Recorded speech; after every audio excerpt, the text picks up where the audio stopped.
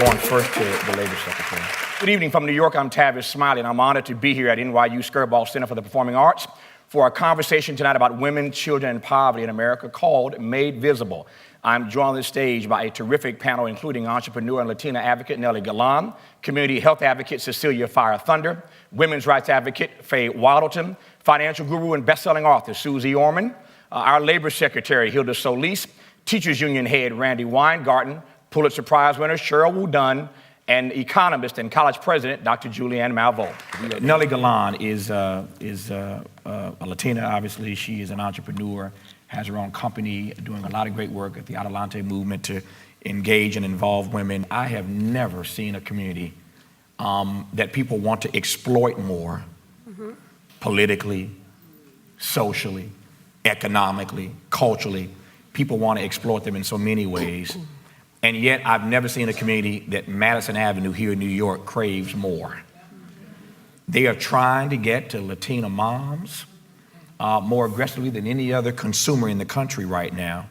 And I wonder if you might speak to that dichotomy between being exploited on the one hand and being craved on the other hand. It's very difficult for all of us to read continual statistics about us that don't really explain who we are. And that's why I related so much to what you said, that kind of are a downer, that make us feel like we are, and that kind of are framed in a way that make us feel like something's wrong with us and we are taking something away from this country. And the dichotomy is that when then you go to consumer products companies and to advertisers, they look at us as we're like the greatest thing since sliced bread. And that's because their numbers are nice numbers. Their numbers show that, we're living in a multicultural society. 30% of the country is multicultural. And 16% of that group are Latinos. And by the year 2030, we will be 30% of this country. Do you know that Latinas come from countries in Latin America or our families come from Latin America where we've seen governments come and go, where banks have defaulted, where we live in a cash societies, where someone like me could never grow up to be me, ever. I could never be an entrepreneur in some other Latin American country. And so we come here in gratitude and in hard work. And when we hear things about poverty and our relation to poverty, it almost is like, we say in Spanish, chocante. It's a little shocking because we don't live in a state of mind of poverty. We think it's a transitional thing. We've been in and out of poverty for generations, and it doesn't mean we're stuck there. And I think that's very important. Latinos do not see ourselves as stuck in poverty ever. When Latinos were in the worst boat, Latina moms, out of nowhere, were spiking in the numbers. Latina moms were starting businesses. And when they went further and said, why? What is it? They don't want to be rich. They don't care. They don't want to be famous. It's none of the American values. Because they didn't want their kids to go under the bus. That's right.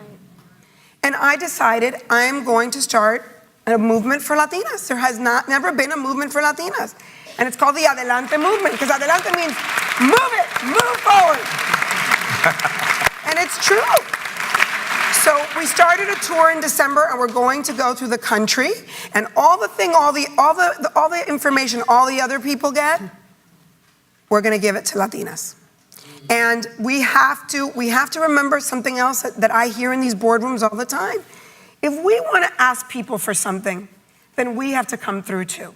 If we're asking the government to do something for us, then we have to vote. If we're asking a corporation to give us money, we have to buy their products. If we are asking a network to put more African American and Latinos and Native Americans on TV, then we have to watch their shows. It can't just be a one-way street. We're no longer in a world, the world has changed. It's not about them giving to us. We have the power to make or break their companies. We are bigger than we are the mainstream. I think the reason it's very difficult to talk about poverty is because in a country whose God is money, and that's true. When you classify yourself as poor, you might as well be a leper.